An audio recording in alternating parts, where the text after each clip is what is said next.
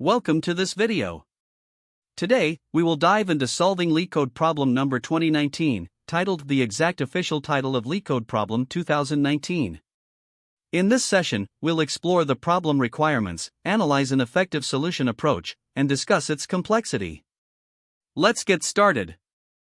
The official problem statement for LeetCode problem number 2019, the exact official title of LeetCode problem 2019, is currently unavailable.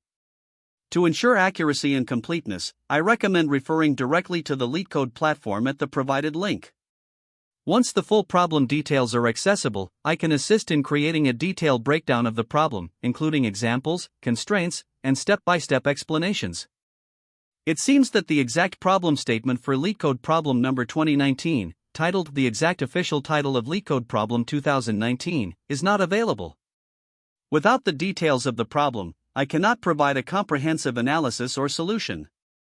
However, if you provide the problem description and requirements, I can work through different approaches, compare their trade-offs, and derive the most effective solution for this problem. To begin solving any problem, the first and most crucial step is to thoroughly understand the problem statement. This means you need to clearly define the input, the expected output, and any constraints or special conditions provided.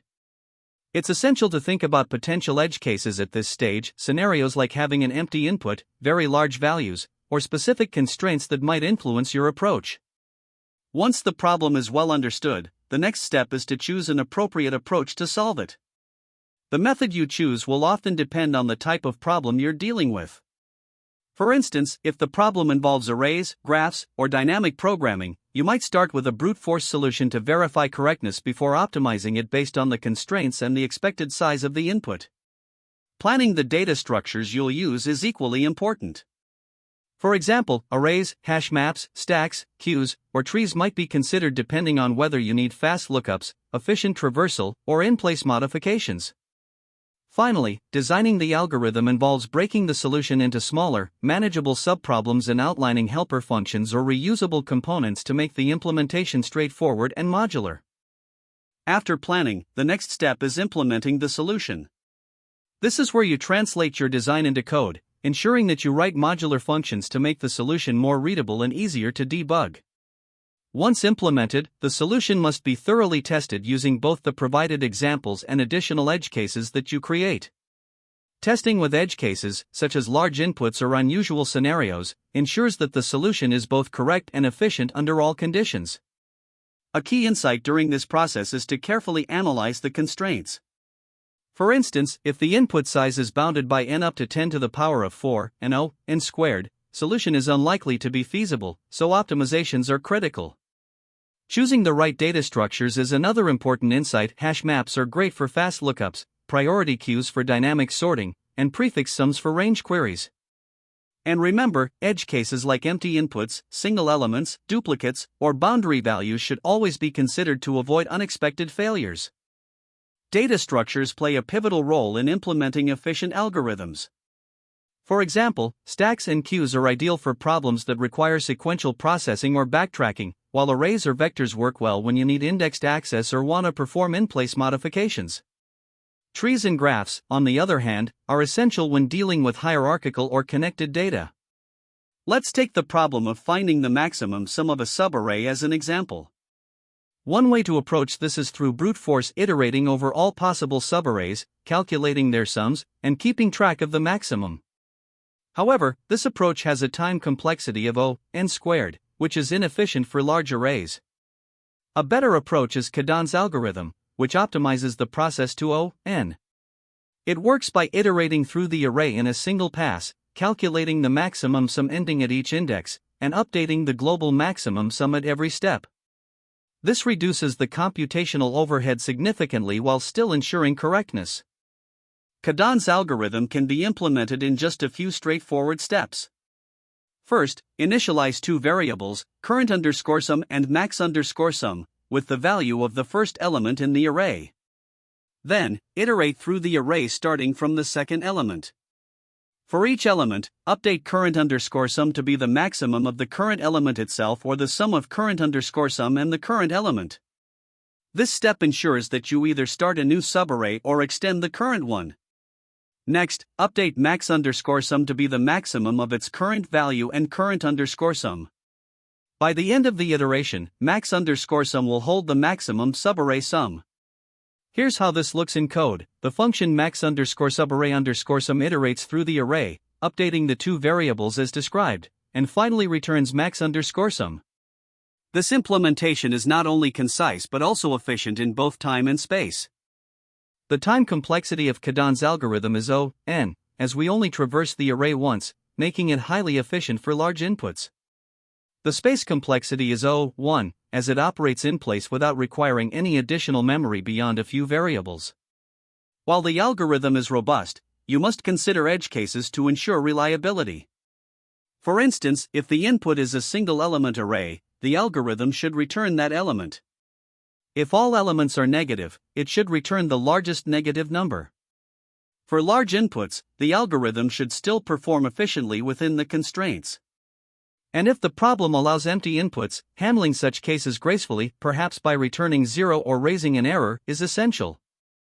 These considerations ensure that the solution is both comprehensive and resilient in real-world scenarios. Since the problem statement for LeetCode problem number 2019, titled The Exact Official Title of LeetCode Problem 2019, is currently unavailable, I have provided a placeholder implementation.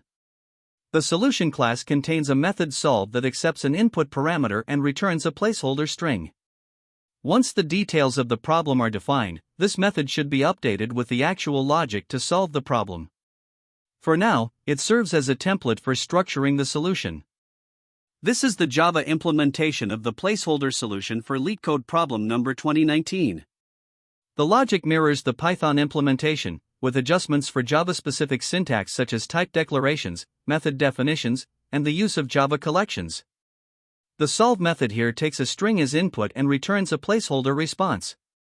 Once the actual problem details are known, this method can be updated with the appropriate logic. Here, we have a basic example where the input list contains three integers, 1, 2, and 3. To begin solving this problem, we initialize a variable called total to 0.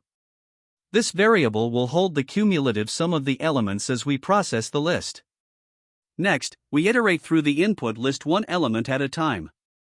On the first iteration, we add 1 to total, so total becomes 1. On the second iteration, we add 2, which updates total to 3. Finally, on the third iteration, we add 3, resulting in a total of 6. Once we've processed all elements in the list, we return the value of total, which is 6. This demonstrates the basic functionality of our algorithm when the input contains positive integers. Now, let's examine an edge case where the input list is empty. In this scenario, we still start by initializing the total variable to 0. However, because the input list does not contain any elements, there are no iterations to perform. Since no numbers are added to total, it remains 0 throughout. Finally, we return total as the output, which in this case is 0. This example highlights how the algorithm gracefully handles an empty input by ensuring the result remains correct without any additional operations. Next, we consider an example where the input list contains only negative numbers, -1, -2, and -3. As before, we begin by initializing total to 0. We then iterate through the list to process each element. On the first iteration, we add -1 to total, resulting in a new value of -1. On the second iteration, we add -2, which updates total to -3. On the third and final iteration, we add -3, bringing total to -6. After processing all elements, we return total, which is -6. This example demonstrates that the algorithm correctly sums negative numbers and adjusts the total accordingly. To summarize the process, the input is a list of integers, and the algorithm processes each element sequentially. At each iteration, the total variable is updated by adding the current element to its existing value. The final output is the sum of all elements in the input list.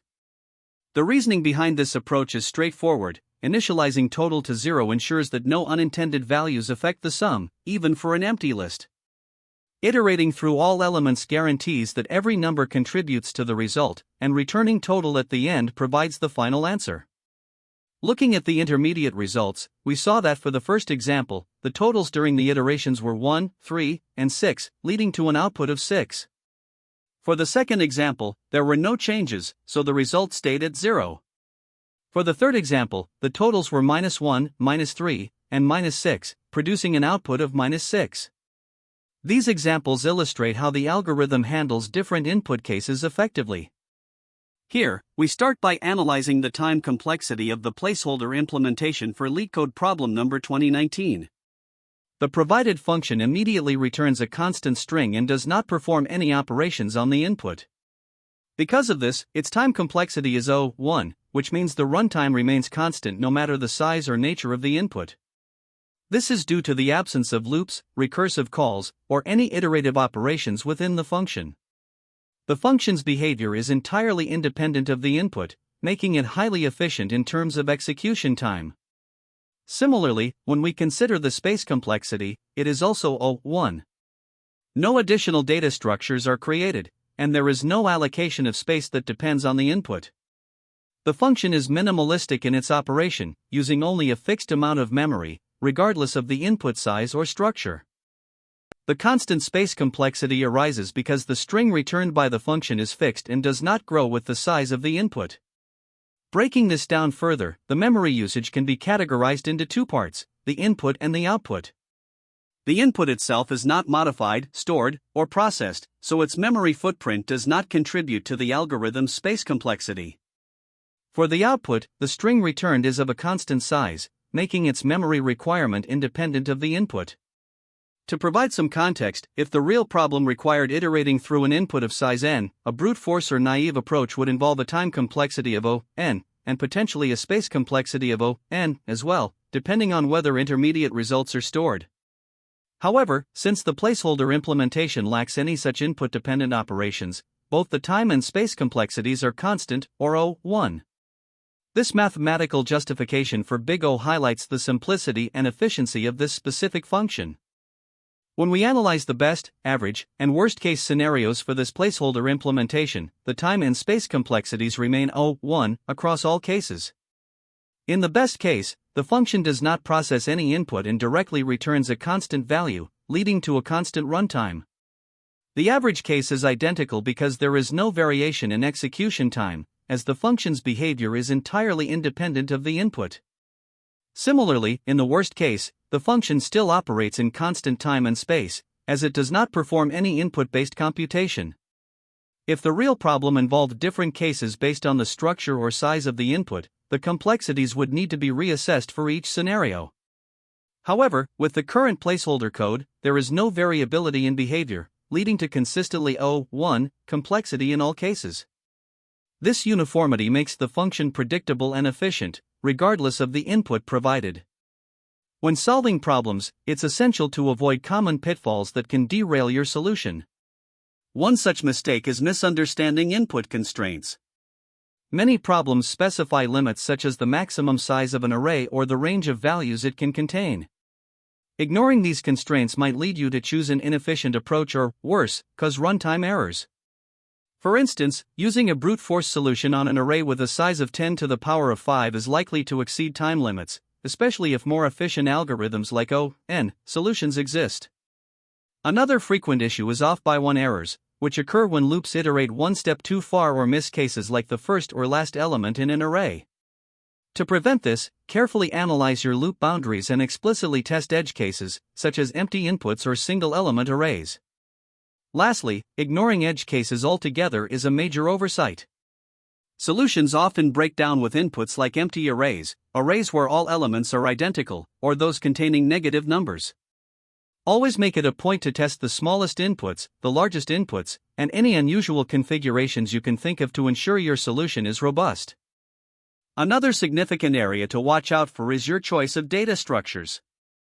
Using inefficient data structures can severely impact your solution's performance. For example, opting for a list instead of a heap when implementing a priority queue will likely slow things down. To address this, it's important to familiarize yourself with commonly used data structures such as hash maps, heaps, and union find. These tools can often provide the performance boost you need. Additionally, overcomplicating your solution can be a stumbling block. Many problems can be solved with simpler approaches, such as sorting the input or using two-pointer techniques, but it's easy to get caught up in overly complex algorithms. A good strategy is to start with a straightforward brute force idea to get a working solution, and then optimize step by step. This incremental approach not only improves your solution but also helps clarify your thought process, which is especially valuable in interviews. When it comes to interviews, there are a few key practices that can make a big difference. First, interviewers often value your ability to optimize an initial brute force solution. Be sure to clearly communicate your thought process as you work toward a more efficient approach. Testing your solution is another crucial habit. By verbalizing test cases during the interview, you not only demonstrate thoroughness but also increase the likelihood of catching errors early. Recognizing common problem patterns is another valuable skill. Many problems fit into recurring categories such as sliding window, dynamic programming, binary search, or graph traversal.